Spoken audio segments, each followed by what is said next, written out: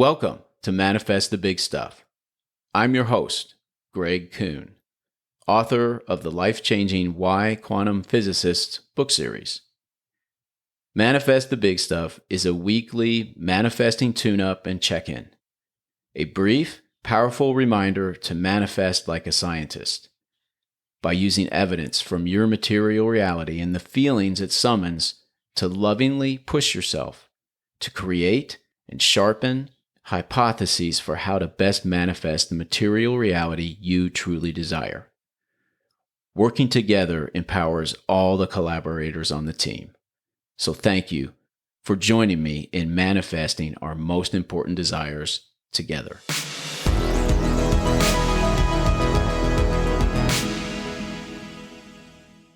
This is a continuation of Season 2. Today, we are going to discuss how to use shitty circumstances to manifest. Your life will become dissatisfying and painful again. Your circumstances will become shitty again, especially in some of the most important areas of your material reality. So, since they're inevitable, why not learn to thrive during shitty circumstances? Today's episode is all about how to use your painful and dissatisfying experiences of material reality to help you manifest the ones you truly desire. Let's get started. Here's how I turn my shitty circumstances into powerful manifesting fuel. On Tuesday this week, I got ghosted by 2 potential collaborators. Now, there is a spoiler alert. In the end, you're going to learn that I didn't actually get ghosted. But I didn't manifest that outcome until much later. More about that to come. I'm not used to getting ghosted. Conscious creators don't ghost Greg Kuhn. That was my first reaction. But I double-checked our Gmail thread, and there it was, plain as day, Zoom meeting on Tuesday, March 1st at 4 p.m. EST. We had a Zoom link and everything. There was no mistaking it.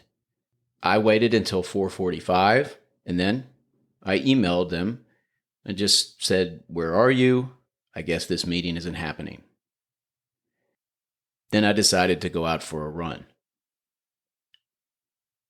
Now, I'm not used to getting ghosted. I took that very personally. And I have insecurities. I have fears, worries. So it really bothered me. I knew that going for a run was a great way to process my displeasure, my concerns. Interestingly, I'm currently rehabbing plantar fasciitis, which on Tuesday had taken up residence in my left heel. That's no coincidence. In fact, on that run, in each moment, the pain in my heel was a physical manifestation of my existential pain. And how I ran with my physical pain was an illustration of how I process my existential pain. When I run, I don't push myself through physical pain. That is perfectionism. Rather, I breathe life into all my muscles, especially those which support muscles that are in pain. And I exhale my breath from all of my muscles, especially those that are in pain. That is striving for excellence. Striving for excellence, as opposed to perfectionism, is about lovingly pushing myself to act, think, relate, and manifest from my highest self. And anytime I notice I'm drifting back towards perfectionism, that I'm starting to push myself through physical pain, I surrender by accepting where I am. When I'm striving for excellence, running illuminates what I am able to do with my body rather than what I can't. So I processed my existential pain the same way I was running, by feeling my feelings and then following them back to their source, like footprints in fresh snow, by using the technique I call satisfy your inner critic. And you've heard me talk about this before. I ask myself, what is it that I'm so concerned that this might mean about me, that I don't want to be true? I love to ask that question during runs, because then I do it while I'm in a non-local or flow state.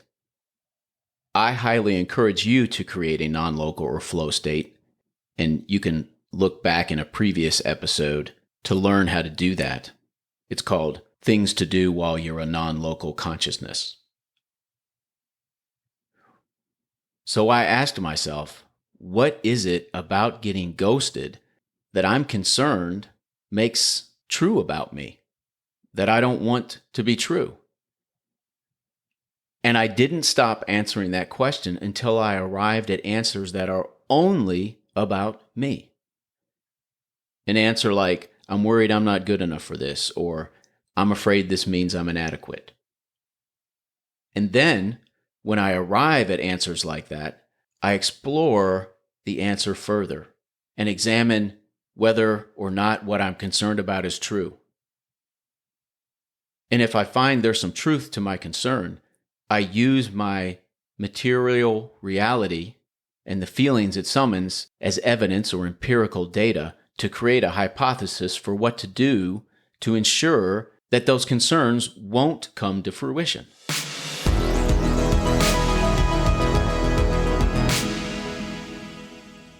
Yes, by the way, these two potential collaborators are entirely to blame for this situation. Satisfying your inner critic doesn't absolve anyone of their responsibility for your painful material reality.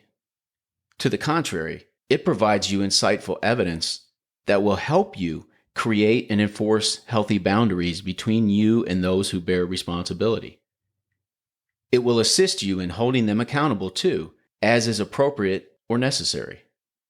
In my case, I was going to use my answers to adjust my current hypothesis for how these two potential collaborators might play a role in helping you and I expand our conversation beyond this podcast. So what was my answer? Feeling my feelings and following them to their source revealed that I was concerned that getting ghosted might mean that I'm not as important as I think I am. And my next question was, is that true? And my final answer to that question was, yes, I am less important than I think I am. And thank goodness for that. Here's what I'm talking about. What am I responsible for? My responsibility to myself is to grow my beliefs into greater alignment with my desires. Simply to manifest a more aligned material reality each day, like a scientist. Meaning, I use my material reality and the feelings it summons as evidence for creating and revising my hypotheses for how to best manifest that reality I truly desire. I'm not responsible for perfection. What a relief to not be that important. That is a bubble that I was grateful got popped. And my responsibility to you is simply to authentically share what it is that I'm doing in my life. Nothing more. I am not responsible for the meaning and value of the Greg Kuhn that exists in your universe. I'm responsible for the meaning and value of the Greg Kuhn that exists in my universe. What a relief to not think I'm more important than that. Satisfying my inner critic disillusioned me, which, despite the negative connotations in our vernacular, is a wonderful thing to have happen. Satisfying my inner critic in the midst of my shitty circumstances freed me from the self-imposed pressure of thinking I'm responsible for more than I am. It transformed my shitty circumstances into fuel for aligning my beliefs with my desires and manifesting a more pleasing material reality. And about that spoiler, you already know that I didn't actually get ghosted. Well after my run, long after I had satisfied my inner critic, I got an email from one of the potential collaborators. Seems they had inadvertently put our Zoom call on the calendar for Wednesday, and then communicated that mistake to the other potential collaborator. Mea culpas all around, it was simply a mistake, and we rescheduled. Satisfying my inner critic manifested that outcome. It didn't guarantee that outcome, of course, but it did create the greatest potential for its manifestation. And I wasn't surprised when it manifested, because satisfying my inner critic, even when someone else is entirely to blame, always creates the highest potential for manifesting a more pleasing material reality.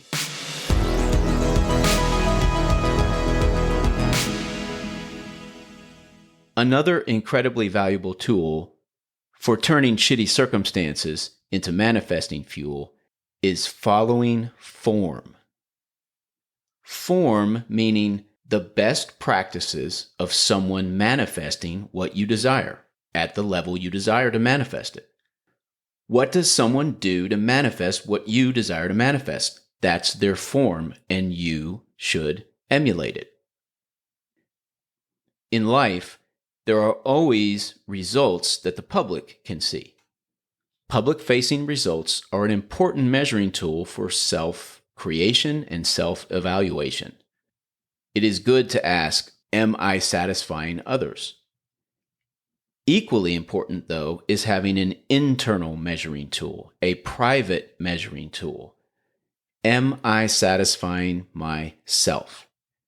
And form is that internal measuring tool.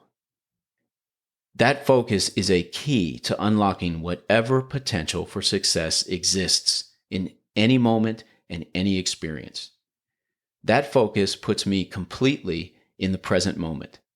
The present moment is the only place where I am myself.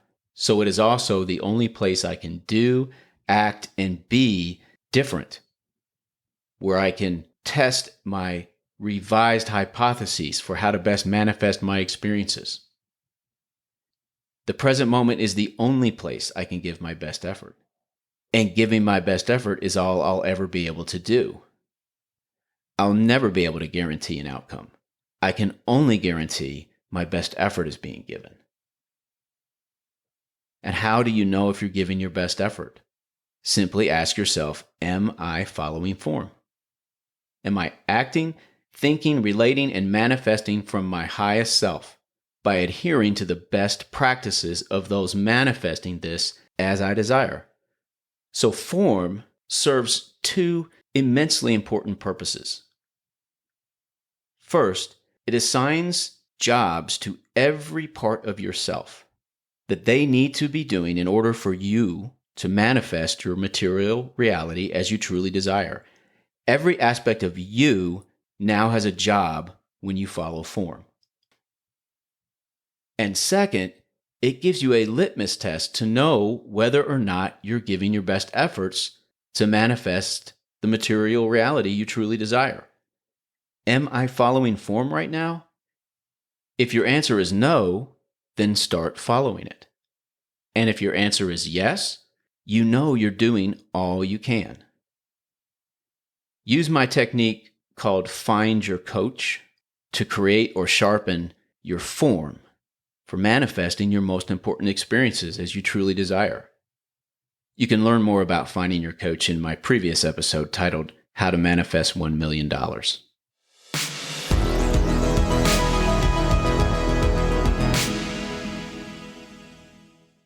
I've got a quantum tip for you today, especially designed for someone who is turning their shitty experiences into manifesting fuel.